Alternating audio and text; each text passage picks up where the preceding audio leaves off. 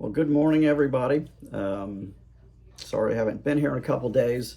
It's been one of those weeks this week. I'm having some uh, medical issues right now, so I've got a bunch of doctor's appointments. In the last few weeks, I've had a few and more coming up, but that's okay. Nothing serious at this point, so just taking care of business.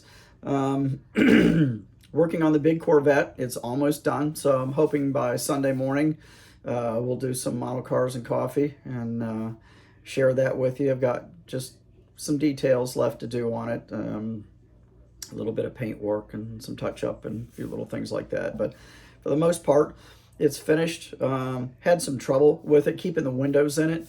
The my normal window glue just was not holding it, and I think because the body was really warped originally, and I had to really warm it up and do some twisting on it. The chassis was so warped that I had to actually use a heat gun on that, which I hate doing. It's dangerous, and it did kind of kill it a little bit, in a couple spots on the rails. It kind of wrinkled the rails a little bit, but it's not noticeable now that it's together.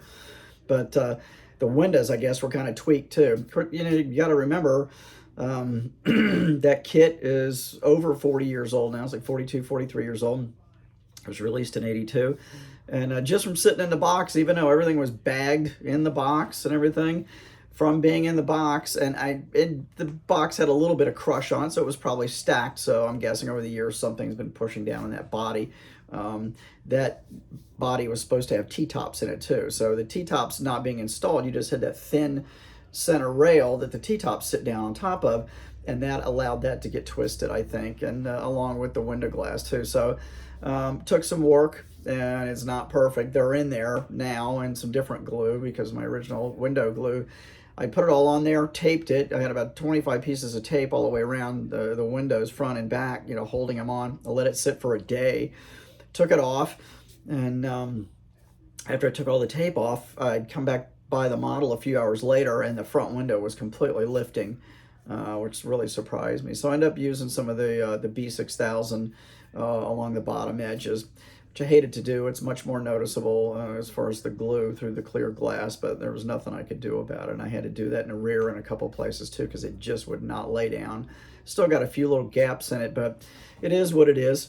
So I have to live with it. But anyway, and I actually I made a display base for it, because the thing is so heavy now.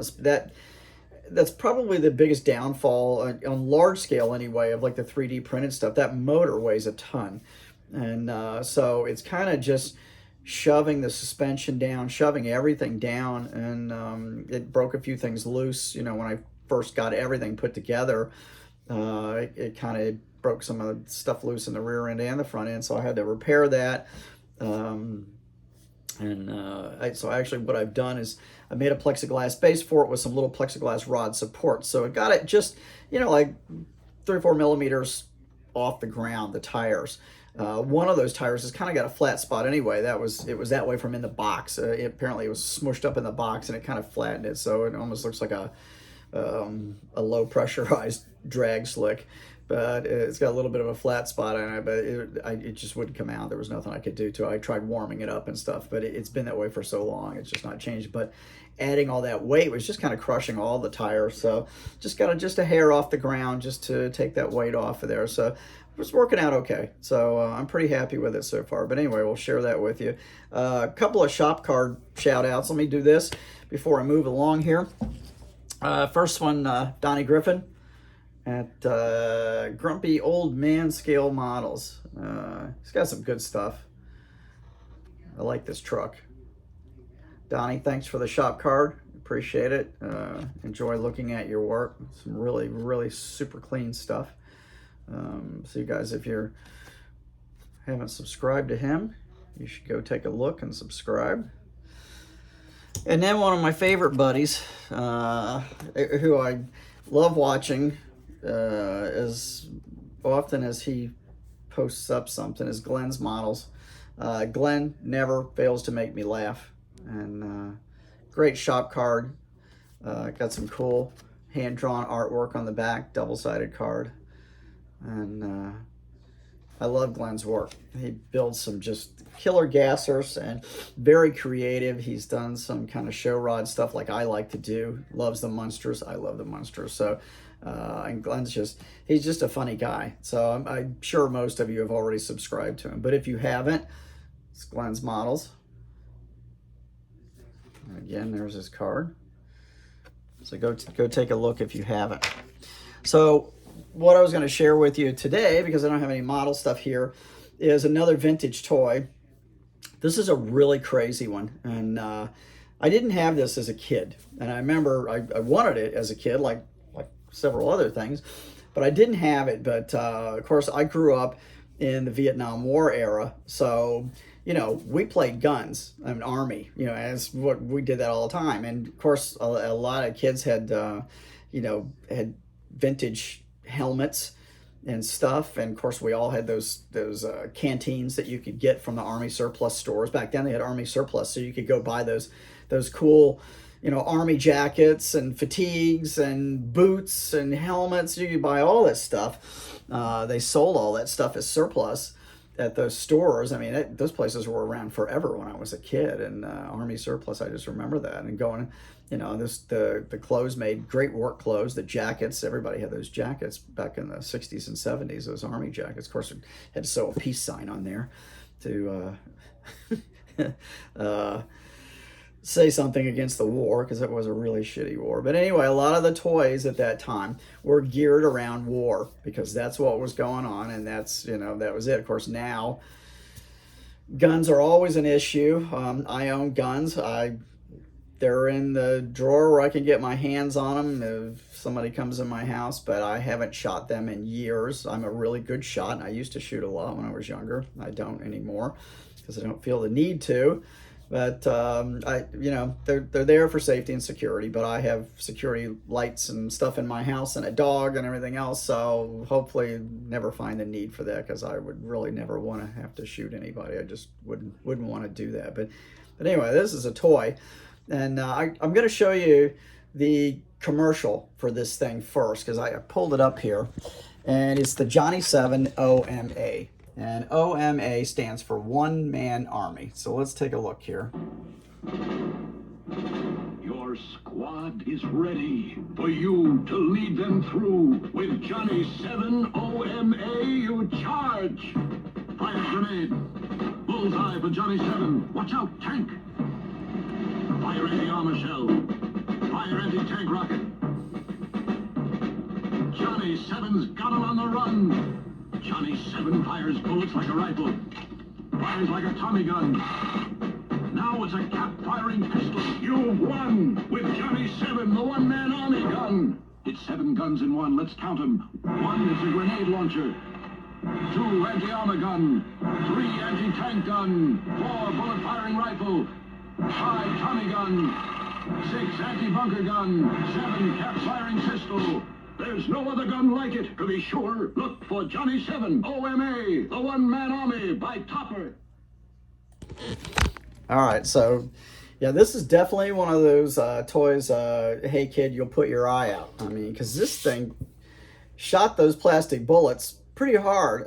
The grenade and the missile, it kind of lobs them. It doesn't do a whole lot. So, but let me show you this thing. So, and I got this just, I had been looking for one for a while. Of course, they're out there, but they're not cheap. They're pretty expensive. This is not perfect. This belonged to one of my eBay buddies, not eBay, Facebook buddies. And this thing, let me get this case out of here. So I got, all right, case is on the floor. It's belonged to one of my Facebook friends. Let's see if I can, I'm just gonna set this thing up here real quick. Roll it around here. All right, sorry about that. Okay, so he had actually had this. This was his childhood toy, and he collects toy guns, and it's got some paint spatters on it. I guess it's sat in the basement for years, and it's got some paint spatter stuff. I cleaned it up a lot, but you know, you look at this thing. This thing is huge. I mean, can you know, I mean, it's really huge. It's as big as a real gun, and I've got, this is an aftermarket, this is a resin cast missile. I don't have the grenade. I don't have the bullets for it, but I do have this thing, and it will, I'm not even going to put that in there, it will shoot that thing. And it does come apart. It's got the cap gun, and you can see my cap gun's a little bit different color because the one that was in it was broken, and I actually picked this up off of eBay and you know, put it in there. But the stock comes off, and it, you know, it makes all the noise, the Tommy gun noises and stuff. But it's quite a toy for its time. The grenade launcher thingy is up here, and the grenade slides down on here, and all this stuff is, you know, spring action. And of course they've got the cool old roll caps go in the cap gun and stuff. But it was a hell of a toy. So I did a lot of cleanup work on this, and I think I replaced the stock. Well, no, maybe not. I had another one of the stocks. I think I might have sold that.